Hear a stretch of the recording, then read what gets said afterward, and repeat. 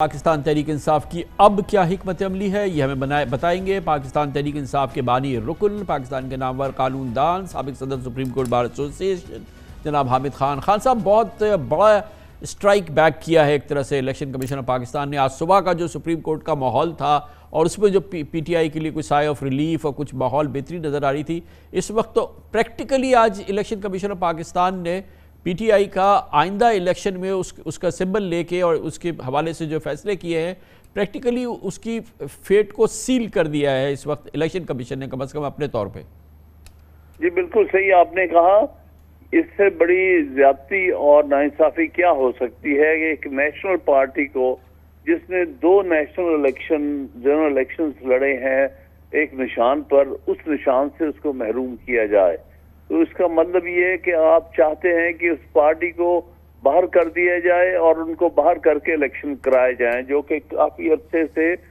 مقتدر طاقتوں کی یہ کوشش نظر آ رہی تھی کہ پی ٹی آئی کو کسی نہ کسی طرح سے اس الیکشن سے باہر کیا جائے. اور بڑے افسوس کی بات ہے کہ الیکشن کمیشن نے اتنی بڑی زیادتی اور ناانصافی انہوں نے جو کرنا تھا کیا. خان صاحب آپ لوگ کیا کریں گے؟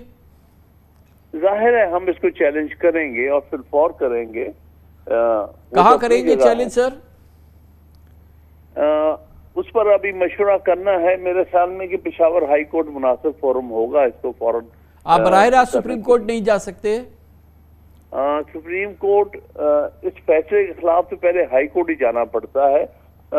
کیونکہ ابھی ہماری بات ہو رہی تھی احمد بلال محبوب صاحب سے جو ایگزیکٹو ڈائریکٹر ہیں پلڈاٹ کے, ان کا خیال یہ تھا کہ اس معاملے میں شاید سپریم کورٹ میں بھی اپیل کی جا سکتی ہے,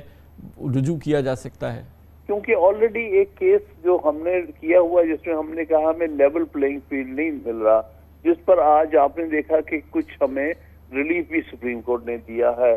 تو اس کیس میں بھی ہم یہ ایک درخواست دے سکتے ہیں کہ ہمارے ساتھ یہ زیادتی ہو رہی ہے کہ ہمارا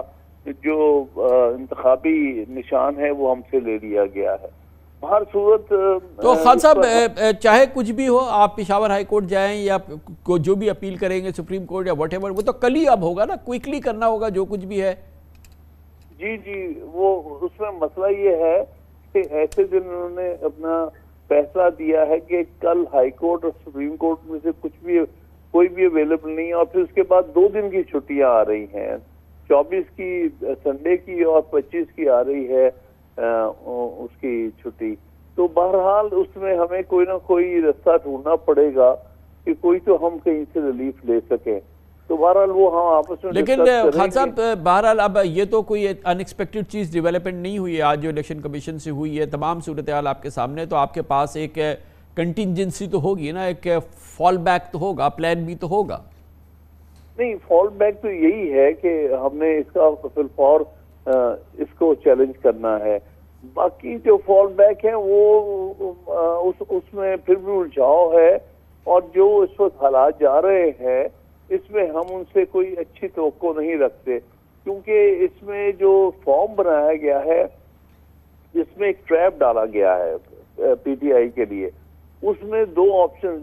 ایک یہ کہ آپ کسی پارٹی کی طرف سے ہیں اور اس پارٹی سے آپ کا تعلق ہے, کیا آپ اس پارٹی کے ٹکٹ پہ الیکشن لڑیں گے,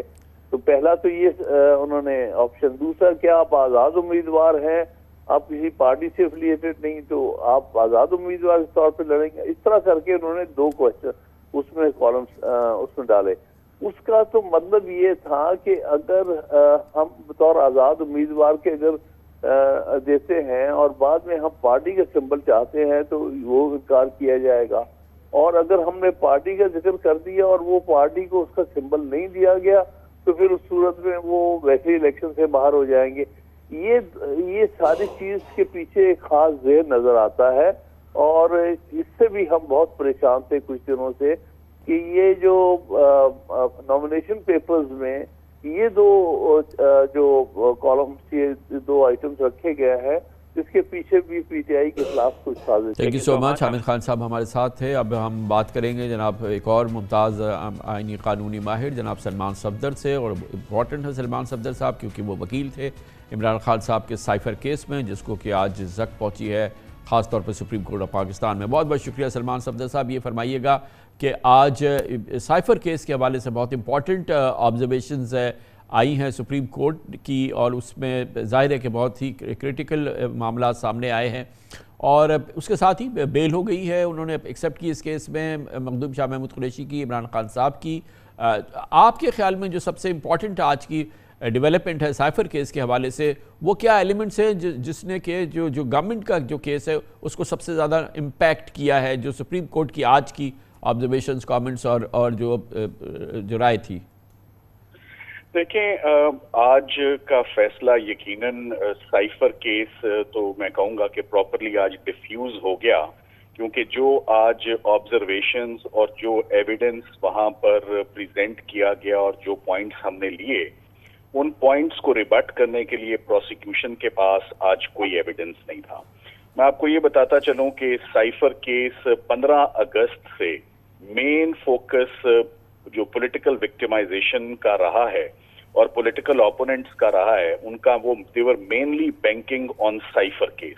اور سائفر کیس ایک ہوا بنا ہوا تھا، جو کہ جسے انگریزی میں کہتے ہیں نا، they made a mountain out of a molehill, تو وہ جو ماؤنٹین آج پورا وہ کیا چیزیں ہیں جو آج سپریم کورٹ نے کہی جس سے کہ آپ یہ کہہ رہے ہیں کہ یہ بالکل ڈیفیوز ہو گیا؟ وہ کیا چیزیں ہیں جو آبزرویشن ہے جو آپ کے خیال میں سب سے زیادہ ڈیسائیسو تھی آج؟ جو سب سے زیادہ ڈیسائیسو تھی، انہوں نے کہا کہ یہ سائفر، جسے آپ سائفر کہہ رہے ہیں کہ انہوں نے شیئر کر دیا، سائفر تو شیئر ہی نہیں کیا، سائفر تو ایک کوڈڈ میسج ہوتا ہے، آپ اس کو مس انٹرپریٹ کر رہے ہیں، آپ اس کو مس ریڈ کر رہے ہیں۔ سائفر تو عمران خان کے پاس کبھی آیا ہی نہیں، اس کا مفہوم، اس کا میسج، ایک اس کی پیرافریزنگ آئی، اور وہ بھی ہم یہ سمجھتے ہیں کہ انہوں نے communicate effectively with the crowd اور ود دی پبلک ریلی کی ہی نہیں ہے، اور سائفر ریسیو کرنا، اس کی سیف کسٹڈی ذمہ داری تھی اعظم خان پرنسپل سیکرٹری کی، جو کہ 2 مہینے کے لیے اغوا رہے، اور اغوا رہنے کے بعد وہ منظر عام پر آتے ہیں اور بیان دے دیتے ہیں عمران خان صاحب کے خلاف، اور ایک طرح کے وعدہ معاف گواہ بن جاتے ہیں۔ جو سب سے زیادہ آج دوسرا پوائنٹ اہم جو سامنے آیا، جسے منصور علی شاہ صاحب نے آج بارہا ان کو سرکار کو موقع دیا کہ آپ ہماری تسلی کریں اس نقطے پر، کہ یہ آفیشل سیکرٹس ایکٹ یہ ریزروڈ ہے کسی اینمی ملک کے ساتھ، کسی دشمن ملک کے ساتھ، کسی فورن پاور کے ساتھ ان کو کوئی فائدہ پہنچایا جائے، تو یہاں پر کون سا فائدہ ہے جو عمران خان نے وہاں کسی فورن کنٹری کو یا کسی اینمی اسٹیٹ کو دیا ہے؟ تو اس کا کوئی جواب نہیں تھا اس بات کا، اور مین اسینشل ایلیمنٹ جو سیکشن 5 کا وہ ہے یہ کہ کسی دشمن ملک کے ساتھ، کسی اینمی ملک کے ساتھ، کسی فورن پاور کے ساتھ آپ ڈائریکٹلی یا انڈائریکٹلی ان کو بینیفٹ پہنچائیں، which is against the national interest of Pakistan. So اس سمپل پوائنٹ پر پروسیکیوشن کو 7 سے 8 موقع دیے گئے۔ اچھا، ایک اور چیز جو مینشن کی مجھے تھوڑا سا ایکسپلین کیجیے گا کہ ہمارے ناظرین کو سمجھ میں آئے کہ جو شہباز شریف صاحب کا ان کی ایز پرائم منسٹر اس معاملے میں جو رول تھا یا جو اقدامات تھے، اس کو بھی بڑا انٹینسلی کویشچن کیا سپریم کورٹ نے۔ جی کیا، دیکھیں وہ میں ایکسپلین کرتا ہوں۔ عمران خان صاحب رہے تقریباً 14 دن سائفر، ان کے جب وہ وزیر اعظم تھے تو ان کے پاس رہے۔ نیشنل سیکیورٹی کاؤنسل کی ایک میٹنگ ہوتی ہے، اور اس میٹنگ میں آپ کو معلوم ہے کہ قومی سلامتی کمیٹی کی جو میٹنگ ہوتی ہے، اس میں جو انٹیلیجنس ایجنسیز ہیں اس کی ٹاپ براس جو ہے وہ ہائرارکی جو ہے وہ پارٹیسپیٹ کرتی ہے۔ تو آفیشلی اور یونینیمسلی تمام کمیٹی نے یہ فیصلہ کیا کہ جو سائفر موصول ہوا ہے امریکہ سے، اس کے اندر جو مواد ہے، جو کانٹینٹس ہیں، وہ بڑے قابل مذمت ہیں، اور وہ پاکستان کے اندرونی معاملات میں مداخلت کر رہے ہیں، اور یہ لینگویج بھی بڑی ان ڈپلومیٹک ہے، اور اس کو آفیشلی یو ایس ایمبیسی کو پاکستان میں اور یو ایس میں بھی ان کو ڈی مارش کیا جائے، یعنی کہ گلہ دیا جائے کہ آپ نے ایسے الفاظ یا آپ نے ایسی گفتگو کیوں کی ہے۔